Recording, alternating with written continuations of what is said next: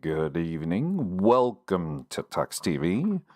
I'm your host, Jimmy Tux, and I was just on with Nitty and said, "Hey, I think I'm gonna go live and do a little bit of entertainment on the YouTube interwebs this evening."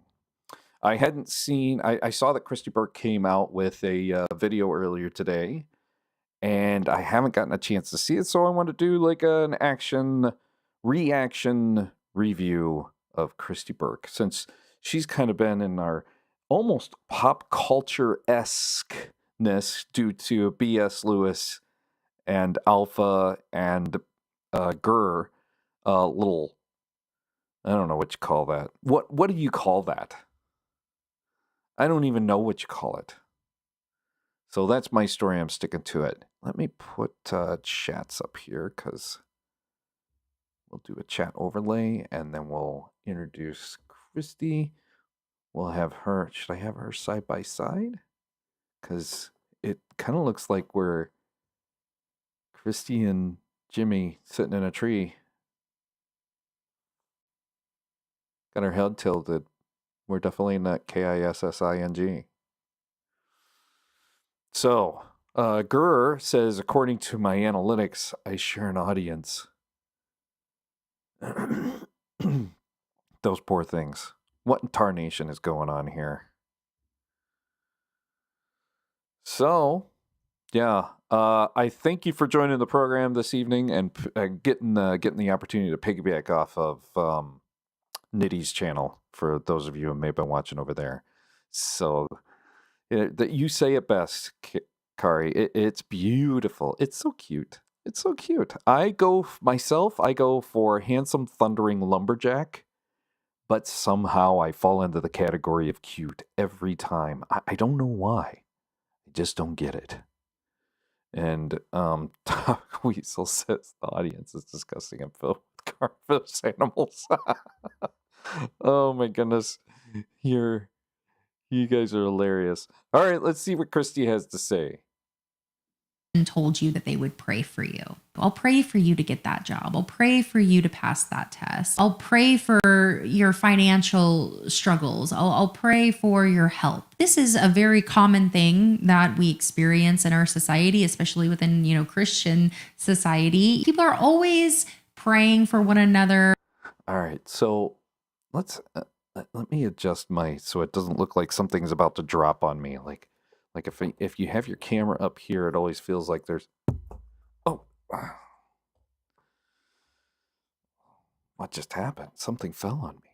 And praying for health and praying for good things, praying for sports teams. But my question is, how in a Christian worldview can prayer work? They say prayer works. You just got to pray because prayer really works. But how? How can prayer work within the Christian worldview? And that's what I want to explore today. Is prayer something that you do to change God's mind or to get God to do something he wouldn't have already done? Or is prayer a way to align yourself with God's will so that things that already were going to happen according to his will? I want to explore both of. So I'm gonna pinch in my little 2 cents here. I think prayer does have a purpose. There is a moment in which, when you use prayer, there is a focus. You are building a focus. Now, to me, there's no such thing as a God to pray to, but there is a moment in which you are, potentially surrendering. There's a moment in which you are asking. There's a moment in which you feel as though you're helpless, and if there is guidance to get, boy, you could sure enjoy some. And a lot of times this moment can be taken and allows you to focus, allows you to kind of take that equivalency of a couple of deep breaths. Kind of like when I was a server bartender, jumping into the back alley of a place, grabbing a smoke. In the bar business, we refer to it as the 7-minute psychologist. And to me, prayer has a semblance of going to the back alley, getting away from that piece of shit customer that you're trying your darndest to be the good representative for the company you work for while yet not losing your shit. And it's the same thing. If you think that there is a God someplace, you are trying your best to represent that God without losing your shit. And prayer seems to be that fill-in gap.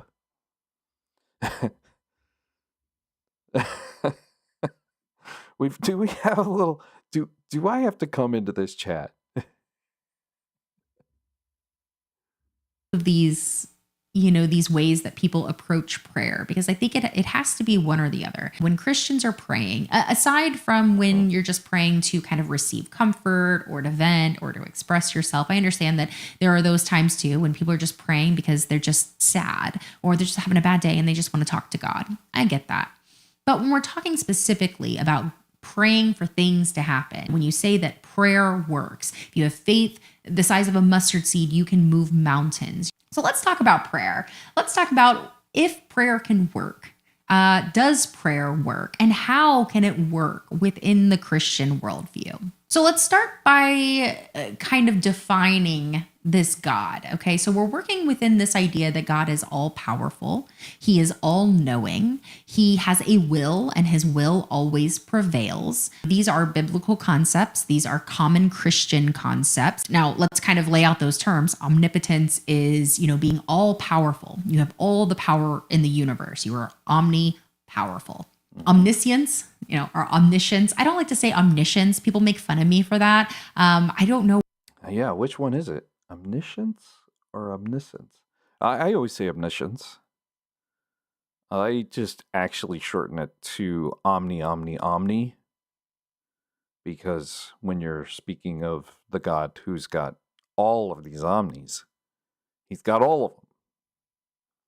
It's not just one, it's all of them. Keep that in mind, folks. He's not just a regular God, he's the omni God. He's got all of them.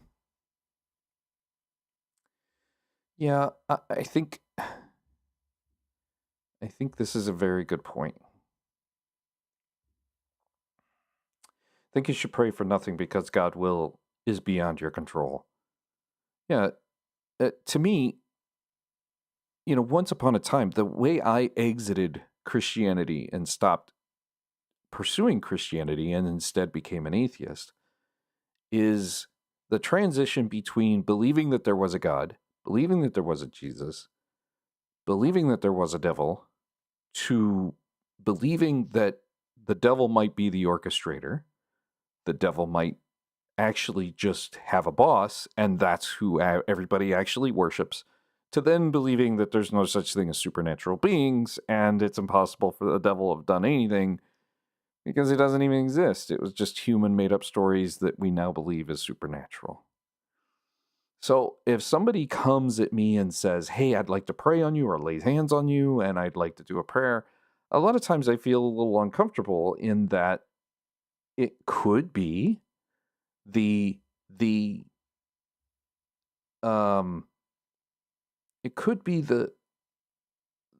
equivalent of worshiping the devil's boss. And I don't want somebody to pray for me to the devil or the devil's boss. It's almost a Pascal's wager in reverse. I don't want the devil or the devil's boss to know who I am. Right? Does that make sense? See what else is said here. What people's beef with Kristi? I'm not hearing anything mock-worthy. No, I don't mock her. I think she makes great points. I think that Krusti Burke, though, that bitch has got to go. I'm talking to you, BS. I'm not mocking, enjoy subject matter. Yeah, and here is, was kind enough for Kristi's channel to be posted by Gur. I didn't realize. Yeah, And then you're talking about Kristi.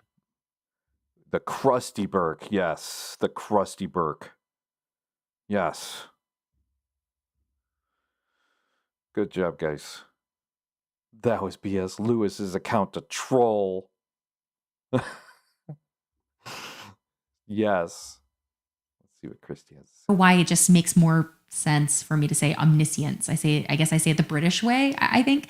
But omniscience is all knowing. God knows everything. He knows everything that can be known. Everything in the known. He knows the past, the future, I wish I could all speed things. me up. And we know that God knows the future, or at least that's what the Bible claims. Yeah, that's what the Bible claims. I have seen no evidence, though, to confirm, and I have seen no supernatural being to deny. Because it makes prophecy, it says what's going to happen in the future. If you are a fundamentalist or evangelical, which is kind of the bubble that we work with here, that we work within, if you are within that circle, then you believe that Revelation is some sort of prophecy about the end times and what's going to happen, and God will defeat Satan, and everybody will live forever, and all your tears will be wiped away, and all that jazz. So, if we can look at the Bible and see that the Bible is, predicting the future, and God is the one, that holds the world in his palms, and he's all powerful, then he knows all, he can do all things, he is all knowing, he is all powerful. So knowing this. Yeah, it's the omni, omni, omni. James, good evening. I was just thinking, I haven't seen James in a while. He made an appearance. He made like one comment last week, and then I haven't seen you do anything. I miss you so. I miss you so. God, he's got... That's right. You're close. Oh my. James, it is so good to see you. Kari thinks so too. So, there you go. All right. That the common Christian belief is that God is all powerful, that he is all knowing, and he has a plan and a will, and it always prevails. How could you request something of God that he wasn't already planning on doing? People will ask God to heal their ailments. People will ask God to, help their financial struggles. People will ask God. Definitely the number of people who have told me their cancer was cured by Jesus is pretty profound. Like I know they went to chemo. I know they went to their treatments. I know they had a surgery. But, when you have the mindset there is an omni-everything, well, that omni-everything is the one who helped those medical students through their education program, got their knowledge, helped them through their, traversing their ER experience and their internships and their apprenticeships and the programs in which they are observed while they practice becoming what they become, to the educated point, to the experience point, where they can perform their task almost without even thinking about it. They take a quick diagnosis, they cure you up just like that. And now you can have the imagination, or you can assume that human beings have the capability of learning this knowledge, taking this medical science to a point that they become proficient, and they can cure a good majority of them with the research and development, the knowledge, human knowledge that has been accumulated. Now, some people see that as a miracle. Some people see it as life. So, yes, I think on one hand, the people who are cured, it's because of the human ingenuity. I watched a movie not that long ago about this kid who made a windmill in an African country out of a bicycle, little bicycle light type of thing. And, everybody was starving. And it was education that got them through. The number of times that they were on their knees begging for the crops to grow and the rain to come, and when the rain came, it flooded out everything, which just washed away the plants that they had anyway. So everybody's starving, and it was controlling the environment through knowledge and education that saved the day. It's basically the moral of the story. Now, which is the miracle? Having the knowledge? Somebody figuring out how to use the knowledge? There was no God answering the prayers. And here's the thing. There's a moment at the end of the movie where the kid's like, well, now that you have this field growing because we figured out how to grow crops year round, I should help you with the farm. Which is the wrong answer. No, go get more education. Go bring this to more people. And that's the difference, my opinion, between a religious person who believes God will accept their prayer and take care of it as a part of God's plan when it doesn't work out for the best for them. It seems like if we use our knowledge and our ingenuity and our incentive to make things better, then you don't need prayers as much. Like living in Chicago, yeah, there's bullshit around, but man, it seems like when I live in Chicago, it's heaven. I know the outside world thinks otherwise because of reports, but to me, we have it figured out. And the reason we have it figured out is because of all the people who have went and gotten educated and put it to practical use. It doesn't mean that it doesn't create other problems that we have to, constantly sprawl the fingers out for. We figured out all this, but it created these right here, and we're learning more and more and more of each little individual sliver of each little problem. Each little cure creates a little bit of a complication because we cured this and it created this complication, trading one set of complications for another set of complications. But to me, you could either use that or you can learn about it, learn from it, pass it on from generation to generation, make it a part of an education, make it fundamental, make it a part of a foundation. So I think once upon a time, you needed the prayer because you didn't have that information. Now that you have that information, you know how to discover more information. Once you figure out that information, it creates another set of complications that you now have to cure. And you see that progress. Hey, Ray. Look at that. Haven't seen Ray. Ray, I might be a poker on Sunday. I'll tell you all about it when I get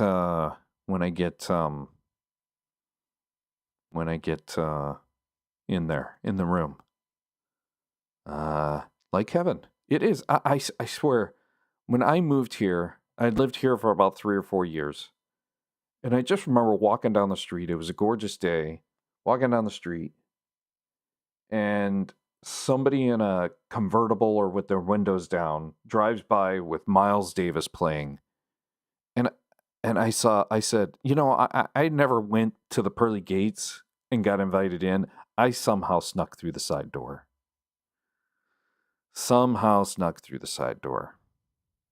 So, yeah.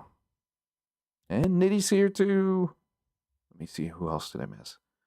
Oh, Mikey's here. Yes. That's right. God's just making one that thinks the best bet. Yeah. So, yeah, I snuck in heaven's side door, living in Chicago, man. It's a true story.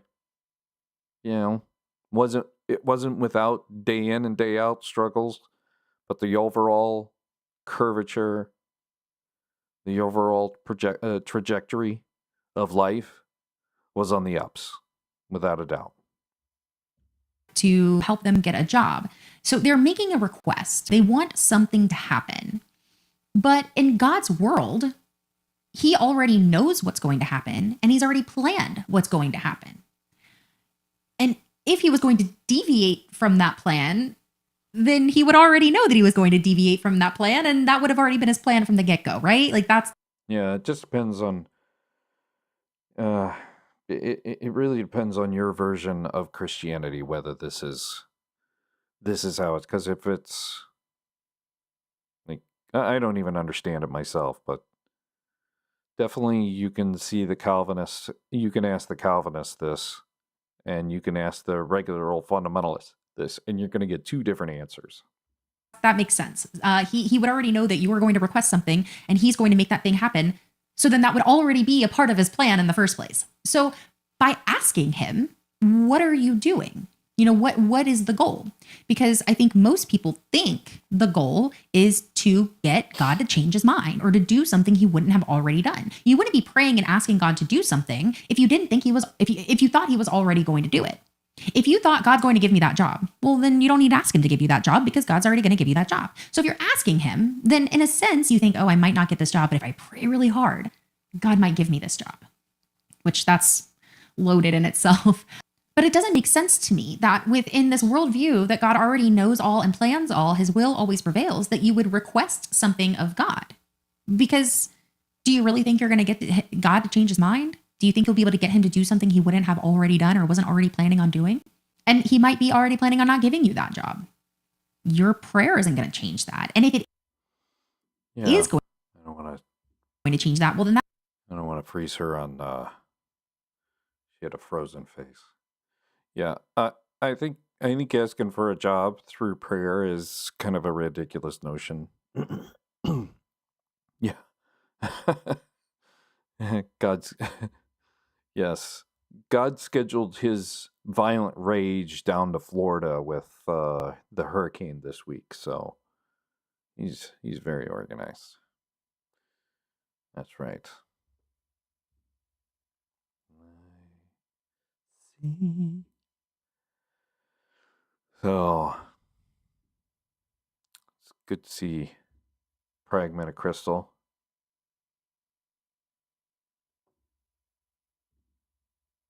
Oh no. Yep. So Ray, Maryland is too far north. Rick is south of it. You got flooding. But his place is on stilts. Was it that much flooding that it went up in the stilts, or just his carport is? Yeah. Yeah. Nitty brought up the point that God's differing scales of justice. Yes. that just really kind of shatters this idea that God has a will, God has a plan, God has a purpose that he's enacting, and that God knows what's going to happen. Because if you can surprise God with a request, then God didn't know it was coming, and God is not omniscient. And he's not omni. Now, some people in a Yeah. That's the thing. You want your cake and eat it too on if praying works, if God can do everything, that this God-breathed book is so amazing. I'm sorry, but I think you got to lose some omnis there.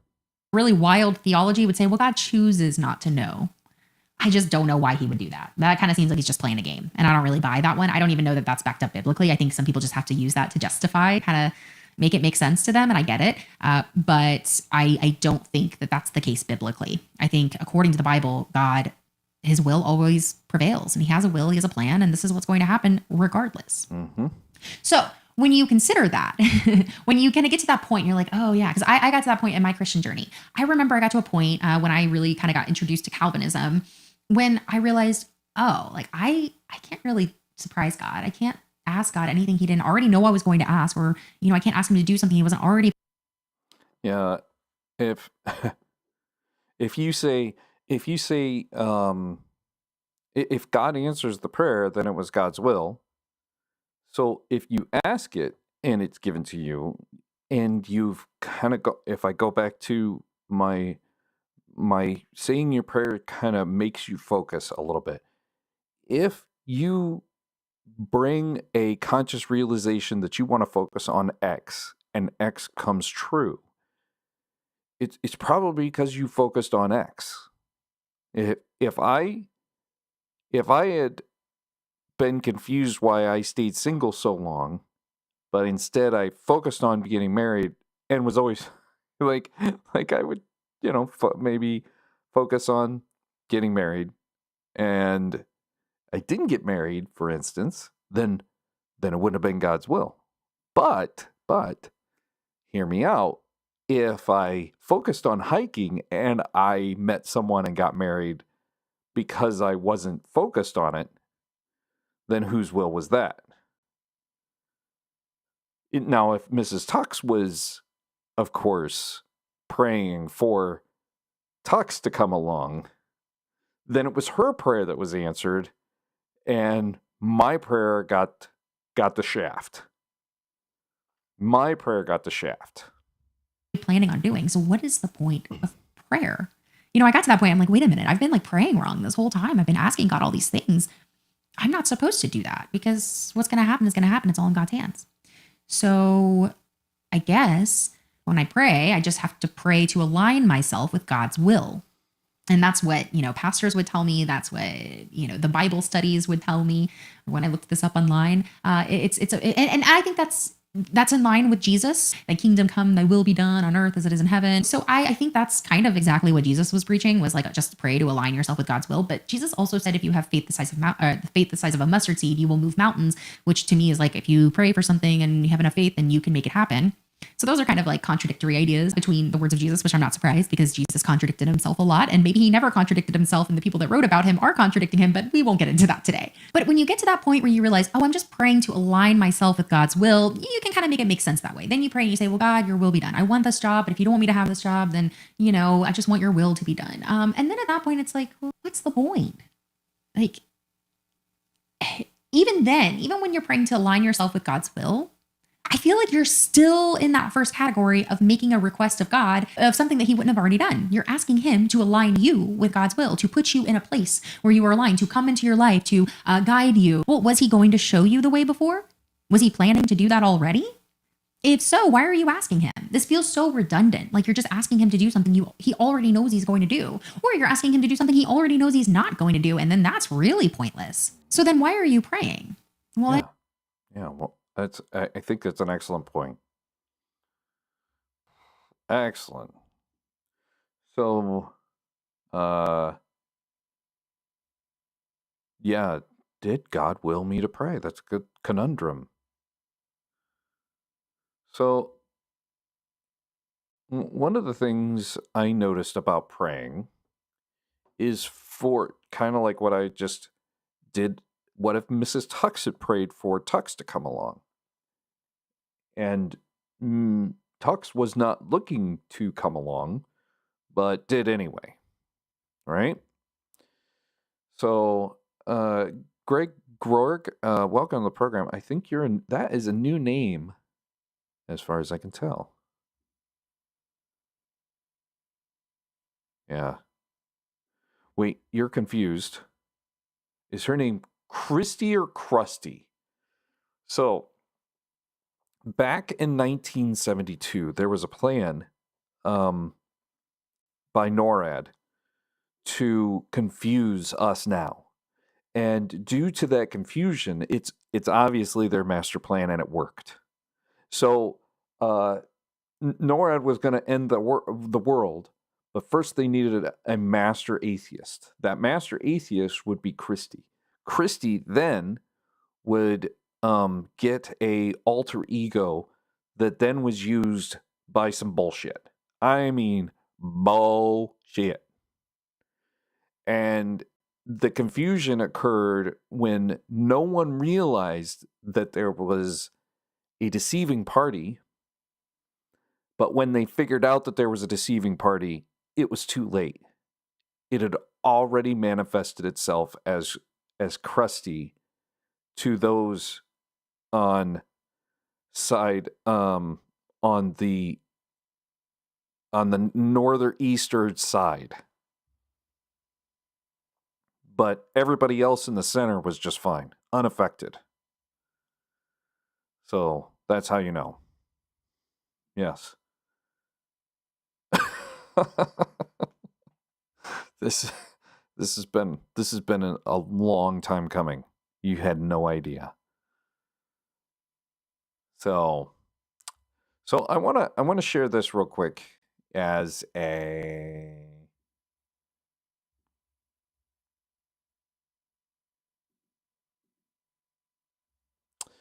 So this is in Forrest Gump. And I want to show you this because this is how prayer works for an omni. No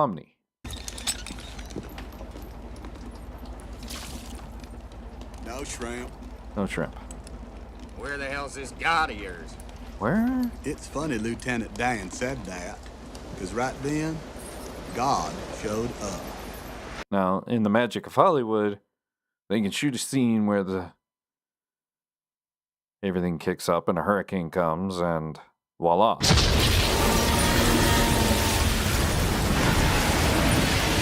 The boat Jenny is getting rocked, but Lieutenant Dan, he's at the top, giving up a swarm fest.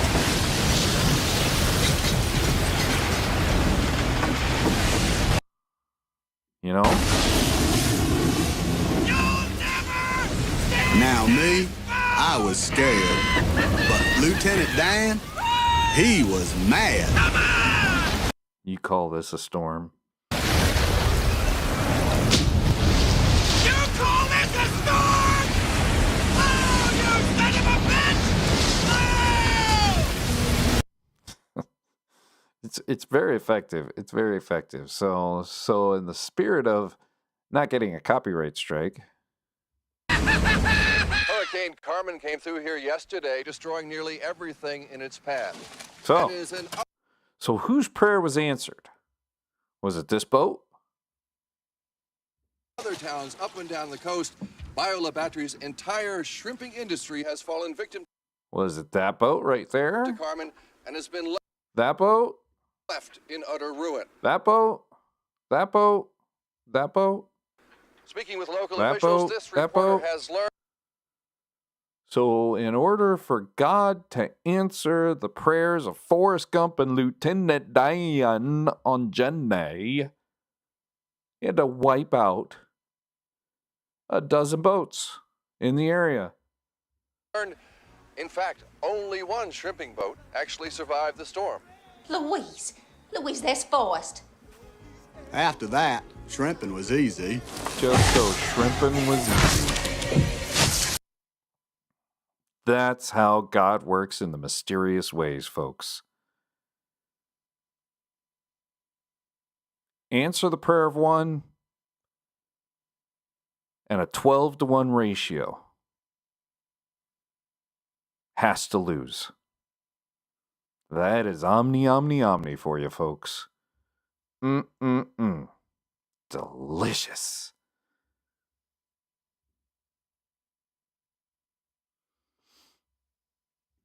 Let's see what Kristi has to And say. it gets reduced down to, well, you just, you pray to talk to God, to be in a relation with God, have a relationship with him. I get that. I get why people kind of get to that point. I get why people use prayer for that reason.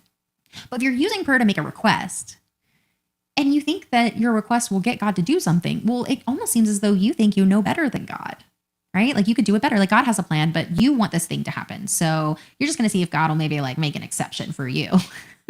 Like, do you know better than God? You might. you probably do. Actually, I kind of know better. Like, for you to wipe out all the boats through a storm, so Forrest Gump and Lieutenant Dan could own Bubba Gump Shrimp and invest in a fruit company. So he's got like $1 bazillion. But, I don't think that the Christian church would want you to think that way. When I think about prayer and how, people justify answered prayers versus unanswered prayers, and how it really does just come to a 50-50 toss-up, that there is no reason to believe that when you pray for something, it's more likely to happen than if you don't pray for it. I think about how people justify unanswered. They prayed to the shrimp devil. That's why Leviticus states no shellfish, huh? That makes perfect sense. Prayers, and how they win the argument either way. They say God answers prayers, and you say, well, there are people that pray to survive a situation, but they don't survive that situation. Crystal, So God didn't answer their prayers. It is amazing to me that children come out of the womb that are supposedly woven by God directly with birth defects, stillborns, miscarriages, any kind of disease, that they don't live much longer. And kind of going back to the movie reference where the windmill was made, you can be on your knees all you want. Crops aren't going to grow unless you figure out a way through education to grow them in a place that's probably inhospitable to growing things. You almost have to cheat. And all the kids in the world, before we had some variation of technologies to treat water, the infant mortality rate before the age of 4 used to be 50%, sometimes more. So there was no teaching going on with these prayers. There wasn't one. And that tells me that either we're learning it for ourselves, and the education system that has got us to this point is far more important in answering those prayers than any supernatural being that you silently say them to. And they say, well, God, sometimes his answer is no. He answers prayers. If you pray, he will do it. He answers them. Prayer works. I'm telling you, prayer works. But when it doesn't, that's because God said no. But it still works. But you don't always get what you want. And God's going to do what he wants anyway. And you can pray and pray and pray. You can have all the faith in the world, and you can try to move the mountain and pray to move the mountain. But if God doesn't want you to move the mountain, he's going to say no. But prayer works. After a while, you start to realize, wait, how did we get on the conversation of abortion?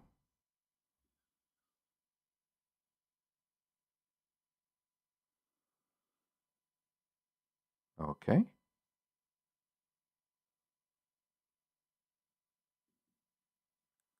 Oh boy. Yeah, if I worked in that mysterious of a way, I'm pretty sure I wouldn't have a job. True story. that maybe prayer doesn't work. Maybe they just really want to believe that it works, and they're willing to enact their cognitive dissonance. They're willing to kind of live in that cognitive dissonance, where they can recognize that people who don't pray have good things happen to them all the time. People who do pray have bad things happen to them all the time. And it really is just life. And it has nothing to do with if people are coming together to pray. You know, it says, what does the Bible say? If the people gather together and pray in my name, let me look it up. 2 Chronicles 7:14, if my people, which are called by my name, shall humble themselves, pray and seek my face and turn from their wicked ways, then I will hear them from heaven and I will heal their land. That is a promise broken by God over and over and over again. And what happens is when people see this and they humble themselves, they submit to God, they pray to God, they beg him to heal their sick and dying child, and then their sick child dies and isn't healed, it's going to go back to, oh, well, maybe I wasn't humble enough. Maybe I didn't pray enough. I mean, this says, if you humble yourselves, if you seek my face, you turn from your wicked ways, well, it's probably my sin. The Bible says that as long as I do those things, God will hear me and he will heal. He will answer my prayers. But I prayed and I had faith and I begged God and I humbled myself and I was not wicked. I was not doing bad things. I was caring for my sick and dying child, but my child still died. Maybe it's me. Maybe I did something wrong. And I know that people feel that way. I bet there are a lot more people than we even realize that go through that mental struggle Good night, John because Boy. we're told so often that if God says no or God is ignoring our prayers, that it could be sin. It could be something blocking us from receiving God's grace and his mercy and his blessings. So we need to figure out what we're doing. What sin? What are we doing so wrong that God is saying no to our prayers? What are you doing wrong? Yeah. It's always you. It's your problem because God. Yeah, that is a contagious evil within Christianity, in my opinion, is that when there's no answer, that it's your fault. You didn't have the faith. You didn't have, your pure heart, your good heart, your open heart, your soft heart. Some variation of the finger pointing has 3 fingers pointed back at you every time you point. Always answers prayers, and prayers work until they don't. I haven't prayed in a very long time, and I feel a lot better talking to myself than I do trying to pray to some deity. And a lot of people find comfort in prayer and peace in prayer, and I do not discount that at all. I really don't. But when you're telling me that prayer works, you're telling me that you prayed for something to happen and God let it happen. God gave you that job while he didn't heal someone's sick child. That does not. Yeah. So, yeah, just imagine for David to be successful and the David census, it required a level of death, pestilence, and destruction. For Joshua to be successful, it took a wiping out of an entire nation and a long-ass, drawn-out story. That is how it works. So when you don't get your job, be glad that God didn't give you that job, because he might have wiped out a few dozen to a few million people just for you to get that job. Not feel like something you should be bragging about. It doesn't feel like something you should be boastful of. It feels like someone who at least recognize that they are blessed and privileged by God, but has absolutely no empathy or concern for people who are not blessed by God. They still think they're living in a fair system where they get rewarded and other people don't.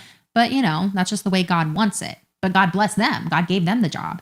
God gave them the raise. God gave them the big, beautiful house and the boat and the kids and, the perfect life. God blessed them with all of those things because they prayed.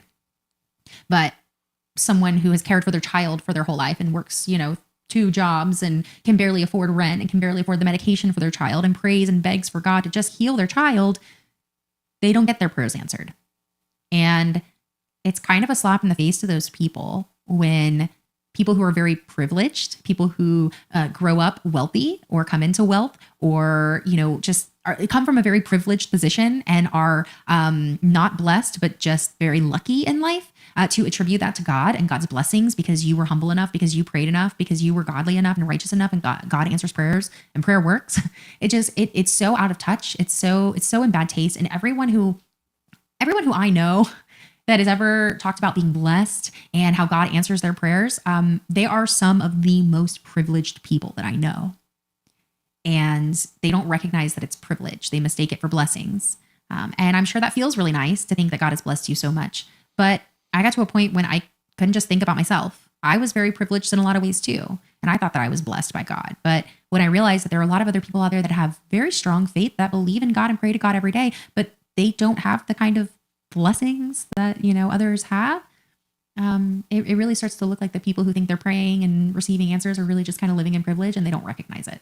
And I think it's really important people start recognizing their privilege and start considering what it's like to other people when you tell them that prayer works and all you have to do is pray and prayer works. But when it doesn't for other people, oh, well, God just said no. Yeah. But prayer still works. Prayer still works. Amen. Amen. Thank you so much for joining me. I appreciate all of your support. Again, if you want to follow me on TikTok. Yeah, follow Kristi. Follow Krusti even too. TikTok, it's Kristi.Burke. Instagram, Jezebel Vibes. Don't forget, I do have a merch shop, jezebelvibes.com/shop. I've been getting a lot of orders from you guys Buy her lately, so stuff. I really appreciate all your support, and I love that everybody's walking Yeah. I have not seen Kristi merch myself, out in the wilds. around with Jezebel Vibes t-shirts. I'd love to hear your stories. If you've gotten any mean looks in the grocery store. I'll tell the story really quick because it's kind of funny. I was in the grocery store a few months ago and I was wearing my evil, wicked child of the devil witch shirt. What? And I was just kind of doing my thing. And there was this woman kind of across the aisle. And she's just like, whoa.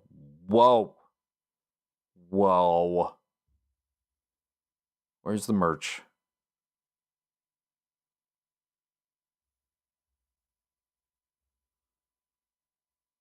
We gotta see this shirt. Is it?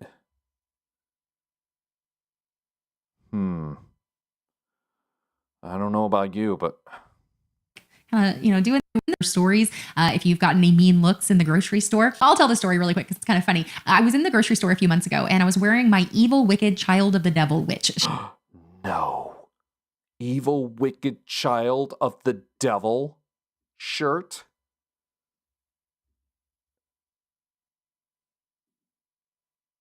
All right, folks. Let's see. Da, da, da, da, da, da, da, da, da.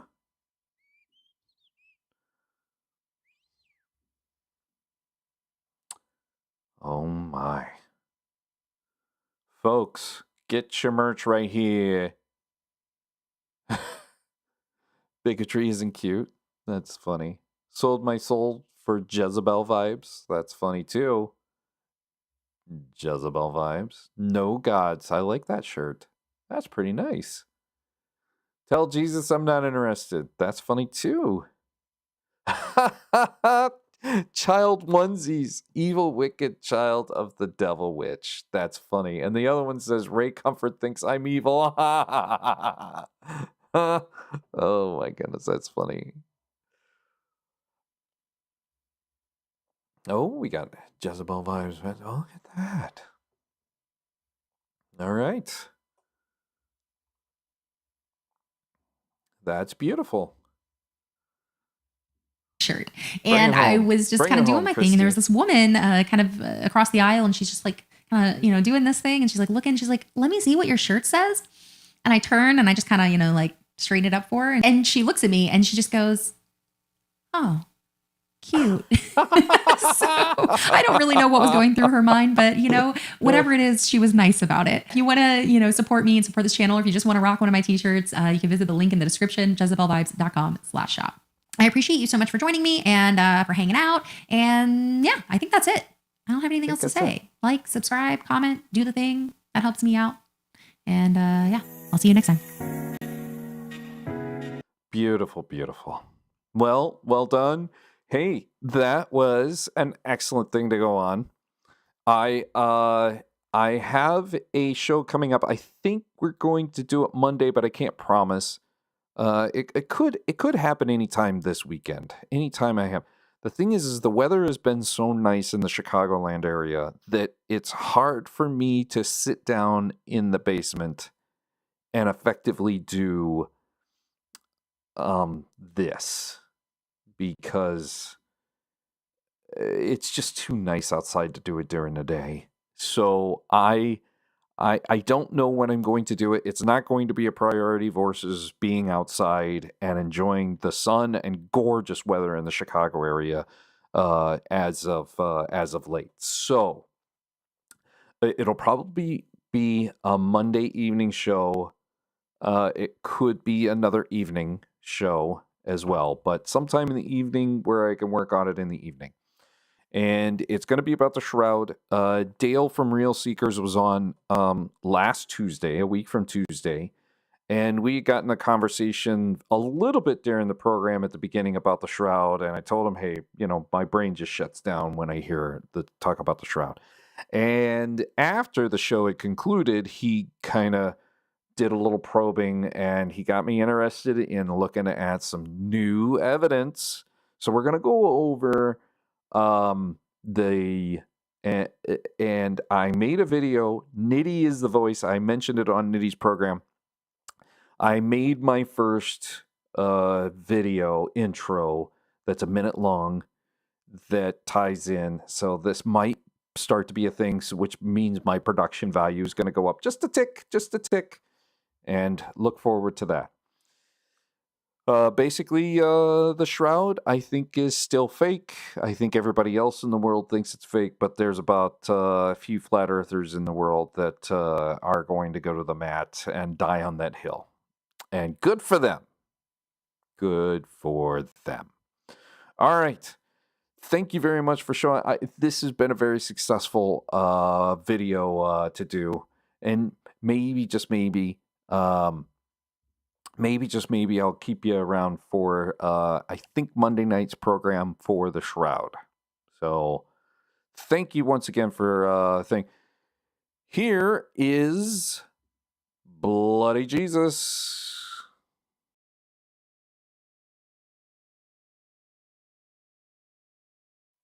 Just remember, God so loved the world, he gave. Gave means bloody Jesus. Bloody Jesus is...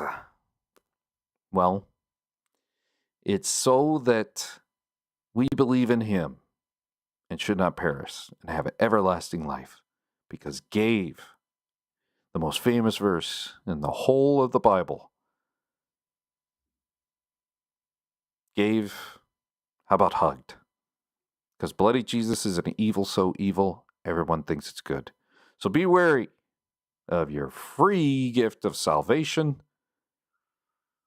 Because, well, frankly, it just might be suckering you into the van and you'll get kidnapped into a world of who knows what, who knows why. Stay away from bloody Jesus. A God who was good was just hugged his son. Bowtie Bless to you all. You know what? I forgot to queue up a moment of Zen. No!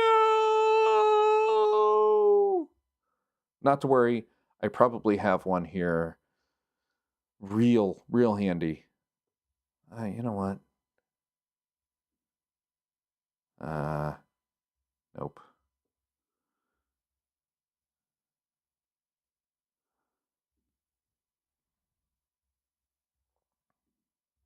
I'm back. I don't know how it works. But goodbye, folks. Goodbye. Goodbye. Goodbye. Oh, no, I'll never get home. Stay with us then, Dorothy. We love you. We don't want you to go.